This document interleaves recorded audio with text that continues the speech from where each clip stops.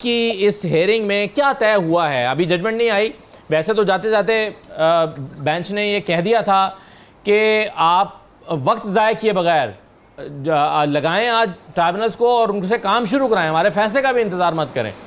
तो इसका मतलब ये है कि ये इख्तियार तो इलेक्शन कमीशन को सौंप दिया है ना कि ठीक है आप ट्राइब्यूनल बनाएं और फिर काम शुरू करा दें, हम फैसला दे देंगे।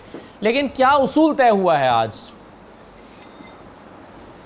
अच्छा, असूल के देखें, प्रॉब्लम अराइज किधर से हो रहा है। जो इलेक्शन हुआ है 8 फरवरी को, और 8 फरवरी के बाद एक अमेंडमेंट लाई जाती है इलेक्शन एक्ट पे, जिसका हाफिज साहब हवाला दे रहे थे, और उसमें इंट्रोड्यूस करा दिया जाता है ये रिटायर्ड जजेस वाला कॉन्सेप्ट। रिटायर्ड जजेस भी जो है ना इलेक्शन ट्राइब्यूनल का हिस्सा होता है। अब देखिए, वो एक स्पेसिफिक पार्ट अलहदा से अंडर चैलेंज है, ठीक है। कल को वो स्ट्राइक डाउन हो जाता है तो फिर क्या फेट है जी, ठीक है। तो ओवरऑल क्लैरिटी तो फिर भी नहीं आएगी। प्रॉब्लम क्या है कि देखें, 180 दिन की टाइमलाइन थी जिसमें इलेक्शन पिटीशन डिसाइड होनी थी। आज वो 180 दिन एक्सपायर हो गए हैं, और आज पंजाब जिसमें सबसे ज़्यादा इलेक्शन पिटीशंस है, 85 से ज़्यादा खाली नेशनल असेंबली का जो हम कह रहे हैं उसका मोस्टली वर्कलोड पंजाब का है। तो वो किस तरह से डिसाइड हो पाएगा? आज आप लगा भी दें, कल को वो अमेंडमेंट स्ट्राइक डाउन हो जाती है तो चीज़ें तो वहीं आके खड़ी हो जाएंगी। जो प्रॉब्लम है कि इसको तो पहले महीने डेढ़ में इस चीज़ को क्लोज हो जाना चाहिए था। आज हम जिस दौराए पे खड़े हैं, जिस तरह की प्रॉब्लम्स हम फेस कर रहे हैं, रोज़ के रोज़ लेजिस्लेशन की रिक्वायरमेंट है, कॉन्स्टिट्यूशनल अमेंडमेंट का आइडिया फ्लोट किया जा रहा है, वो सारे प्रोसेस को सैंक्टिटी किस तरह से मिलेगी कि जब तक ये वाला प्रोसेस बिल्कुल ही जो है ना उसे क्या एरर फ्री ना हो। उमैर न्याय साहब, आज हामिद खान साहब सुप्रीम कोर्ट में आए और उन्होंने चीफ जस्टिस से कहा कि आप रिक्यूज़ करें, आप खुद को इस बेंच से अलहदा कर लें। तो चीफ जस्टिस ने इनकार कर दिया और उसके बाद फिर हामिद खान साहब बाइकआउट करके चले गए।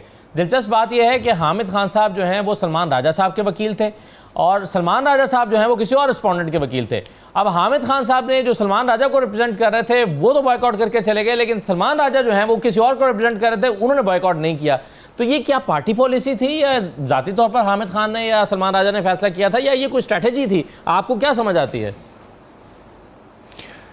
नहीं, पार्टी ने तो डे वन से जी लेटर एप्लीकेशन जमा कराई हुई है सुप्रीम कोर्ट में, इतराज़ात लिए हुए हैं कि चीफ जस्टिस पाकिस्तान इमरान खान साहब के केसेस उनके पार्टी केसेस में ना बैठें, और उसको लॉजिकली उन्होंने विद रीजंस डॉक्यूमेंट करके एप्लीकेशन जमा कराई है, जो आज तक वो फिक्स ही नहीं की, उसको टेकअप ही नहीं किया, क्योंकि परसिस्टेंटली पीटीआई का स्टांस रहा है कि हमें जो है ना मार्जिनलाइज किया जा रहा है। और अब की जो सूरत हाल है कि देखें, जब एक चीफ जस्टिस ऑफ पाकिस्तान की अब मुद्दत ही 1 महीना से कम रह गई है, ठीक है, और जिस तरह का माहौल है उसमें एक इंडिकेशन जो हिंट आता है कि शायद जो है ना फर्दर एक्सटेंशन के लिए कुछ चीज़ें की जा रही, तो वो तासुर नहीं जाना चाहिए। अगर आप देखें, अगर प्रैक्टिस एंड प्रोसीजर में एक ऑर्डिनेंस आ जाता है तो वो ऑर्डिनेंस लाने की क्यों ज़रूरत पड़ रही है? वो ऑर्डिनेंस लाने की इसलिए ज़रूरत पड़ रही है कि आप पहले राउंड में आईनी तरमीम पास नहीं करा सके, आपके पास रिक्विजिट नंबर नहीं था। अब वो नंबर किधर से आएगा? एक दरवाज़ा खोलने की कोशिश की जा रही है। जो खदशा ये है कि 63A का रिव्यू इस टाइम पे फिक्स वैसे नहीं हो सकता था, उसको किस तरह से फिक्स करना था, वो इस ऑर्डिनेंस के जरिए वो चीज़ का रास्ता खोला गया। हालांकि अगर इस ऑर्डिनेंस को देखा जाए, एक तो वो आइन की नफी करता ही करता है कि इमरजेंट सिचुएशन ऐसी है ही नहीं कि आप ऑर्डिनेंस जारी कर रहे हैं, और दूसरा वो ऑर्डिनेंस का मकसद क्या है? Ordinance practice and procedure act से उसकी रूह ही निकाल लेता है। मकसद क्या था लाने का?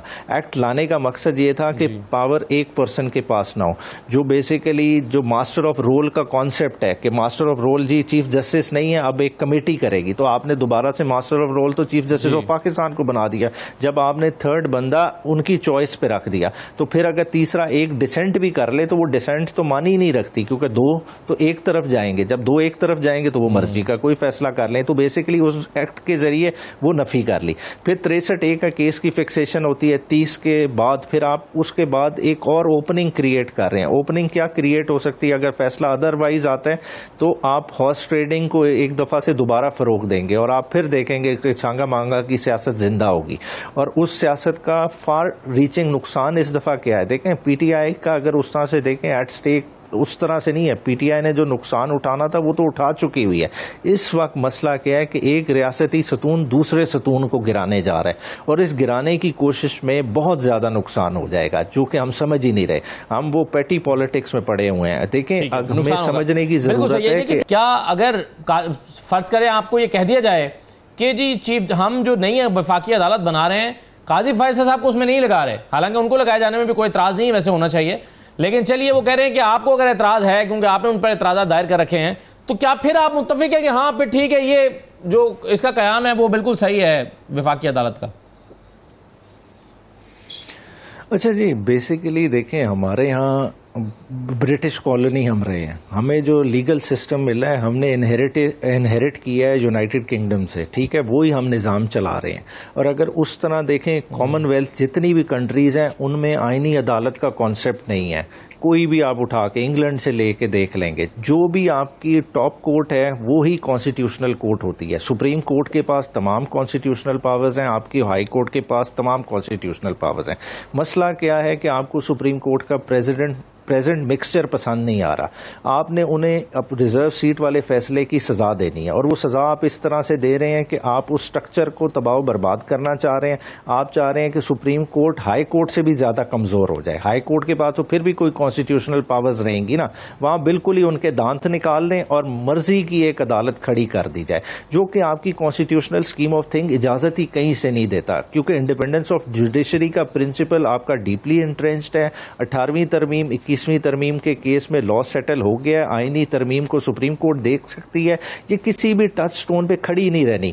ये जो लाइन ले रहे हैं ना, जिस तरह ये कह रहे हैं पाकिस्तान बार काउंसिल की, ये देखें अगले महीने सुप्रीम कोर्ट का इलेक्शन होने जा रहा है। अगर ये देखें, ये लचक थोड़ी सी भी लेते हैं, इन्हें खुद इलेक्शन के नताइज वो बता देंगे कि अब वकला की पल्स किस तरफ खड़ी हुई है। तो ये बड़ा खतरनाक रूट है, इस रूट को नहीं लेना चाहिए। वक्ती फैसले होते हैं, लोगों को नहीं पसंद आते। नवाज शरीफ साहब ने खुद ही इधर तकरीर की थी कि हम इंसानों की बस्ती में रहते हैं, हैवानों की बस्ती में नहीं। सुप्रीम कोर्ट का फैसला है, माने, उस पर अमल करें, बात है उसको। ये तो मतलब नहीं है कि आप जजेस को ही उखाड़ के बाहर फेंक दें।